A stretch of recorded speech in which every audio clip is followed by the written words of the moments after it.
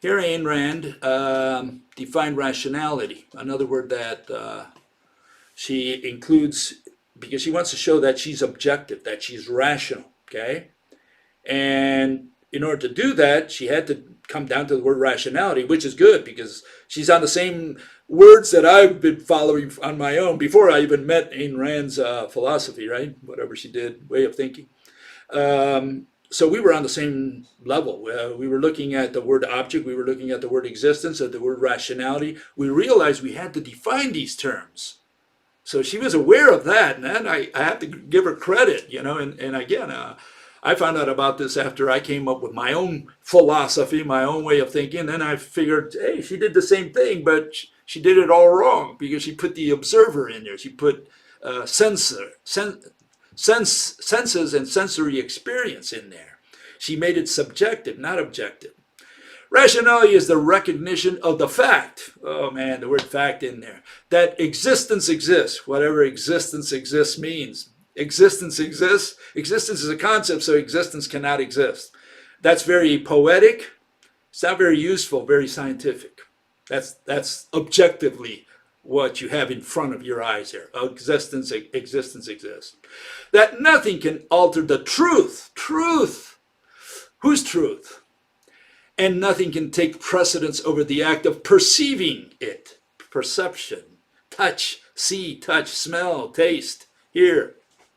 In which is thinking. Okay, thinking is perception. Is that what perception is? Thinking, or is perception a mixture of senses and thinking? I mean, if we're going to use a mathematical formula, we can always say perception, equal to sense plus thinking, or knowledge, or whatever you want to put in there. Okay? Is that what perception means? Is a mixture of a couple things in there?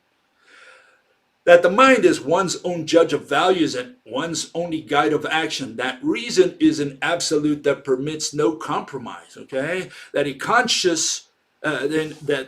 concession to the irrational invalidates. Invalidates? The word invalidate? We don't validate anything in science. Validate means that you submit it to a vote among the so-called mathematical physicists, and they validated it. Okay? So we don't like the words like invalidate or validate.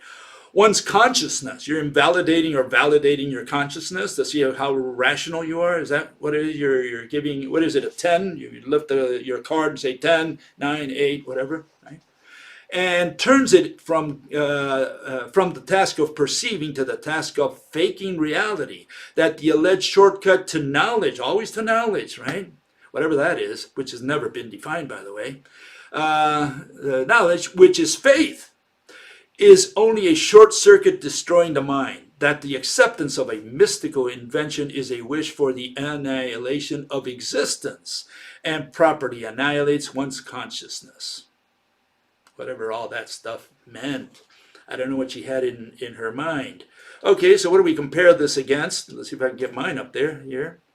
Got it here. Give me a second here.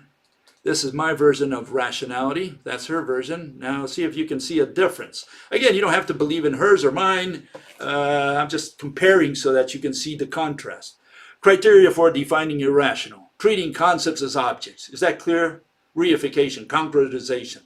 Using inconsistent definitions or undefined words. Theory is inconsistent with or doesn't follow from the assumptions. Describing, especially mathematically, and claiming to have explained. And proposed mechanism cannot even be imagined. Now, is that clear? Is that concise? Compared to her poetry here about perception and existence and consciousness?